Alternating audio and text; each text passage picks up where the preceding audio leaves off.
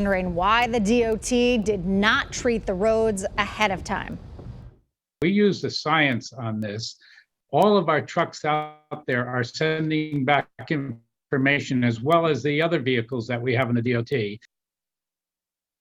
Eyewitness News reporter Mike SAVINO asked the DOT commissioner today. Obviously, a lot of people concerned about the roads and what was occurring today. He is joining us live from Bristol with more. And Mike, what did the commissioner have to tell you? Well, he said it was a combination of things, including the timing, which had a lot of their plow trucks stuck in that same traffic mess that you saw in some of those videos. But really, there were some other factors that drove this, including the forecast that DOT was getting.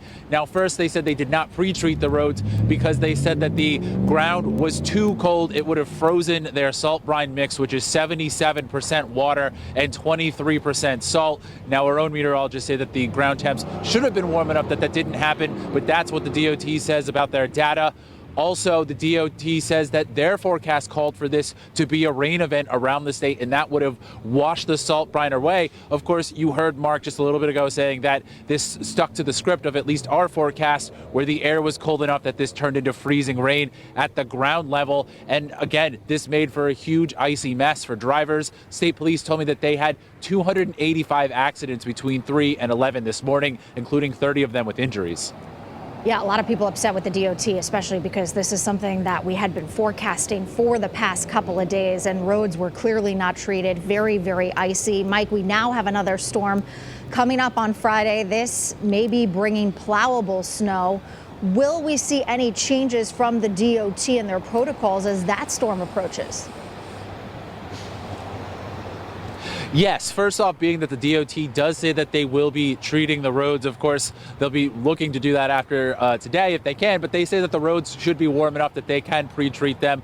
Also, they say that snow is easier to handle than ice when it comes to road safety. But the bigger issue is going to be the number of plow drivers. They had a number of vacancies, about 190 going into this winter. And then they also are dealing with COVID just like everyone else. The DOT commissioner telling me that they have about 40% of their highway fleet in COVID, dealing with COVID right now. That's over 200 of the 600 plus drivers that they would normally have. So they're heavily relying on contractors, more so than normal, to help cover that gap. They do say if this is a short storm as expected, they will be able to handle it. Of course, they are asking drivers to stay home if you can. But if this storm drags out and is a long duration storm, we could start to see that staffing shortage become a problem.